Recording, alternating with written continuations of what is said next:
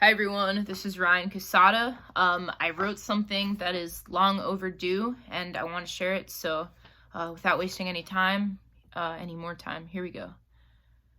I'm making this video because this topic has been brought up again and I realized that I owe a formal apology for my actions.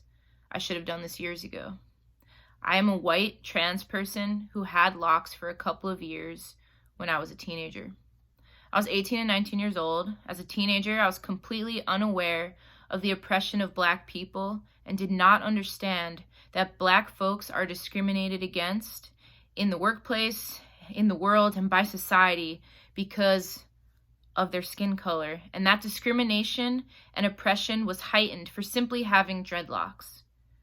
As someone that does not and cannot experience discrimination because of the color of my skin, this was hard for me to imagine. I was unemployed at this time and attending college, so I do not have any experience of being hired or fired while I had this hairstyle. I'm guessing that I would not be fired because of my white skin. However, many Black people are forced to cut off their dreadlocks, whether it is in their school or workplace, for no good reason at all. That's racism. Even little kids are forced to cut their dreadlocks off. I chose not to brush my hair for several years. My hair took about a year to lock up. I was living in SF at the time, and I was rarely sober. Information, sadly, went in one ear and out the other due to my drug addiction. I didn't have any self-respect for myself, so you could imagine my lack of listening to the viewpoints of others.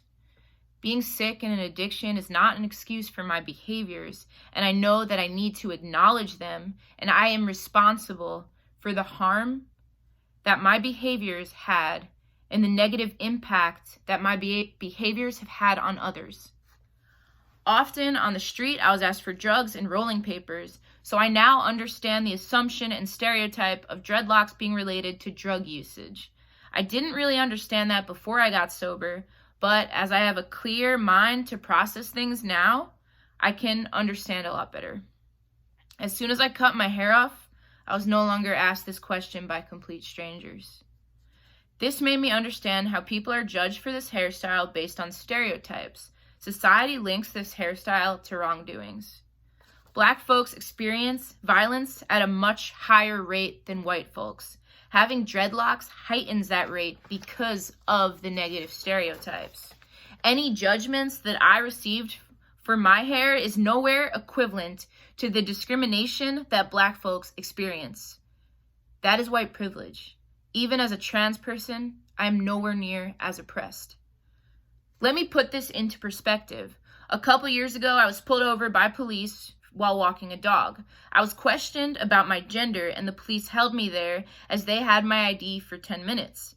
I was definitely scared, but I was released without any sort of issue. If I were Black, this could have been a very different story. It would have been more likely to have violence and tragedy.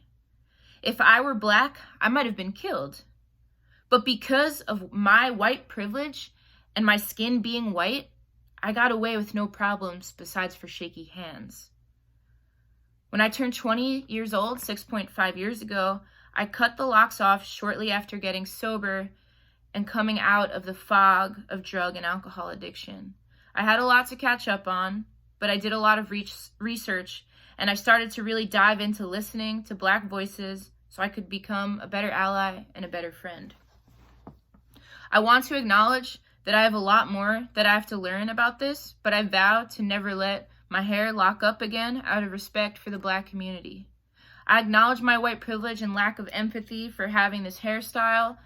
I acknowledged my white privilege and lack of empathy for having this hairstyle on a blogging site that has since been taken down, but realized since these posts are no longer easily accessible that I needed to make a more formal and updated post to acknowledge this and to apologize for the hurt and harm that this has caused others, and especially apologize to the Black community.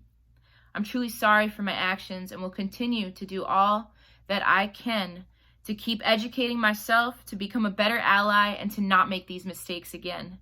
I also realized that using my platform to bring attention to this could also help others to not make this mistake and to become more aware of white privilege and the oppression of Black people. I have a platform, so I need to use it to do good. Acknowledging my mistakes that I am responsible for will not erase what I have done, but will hopefully ease some of the pain that my actions have caused others. I acknowledge my white privilege. I acknowledge that I have privilege just because of the color of my skin. Black people do not have this privilege. I acknowledge the privilege of having a platform, and with that comes a great responsibility. I will use my platform to lift others. I will continue to educate myself to become a better white ally, and I encourage all of you to do the same. Listen to Black stories, listen and lift Black voices, amplify Black art and music, amplify Black voices. I will continue to do so as well, and I promise to continue to educate myself. There's always more to learn. There's a lot of work left to do. Thank you for listening. Black Lives Matter.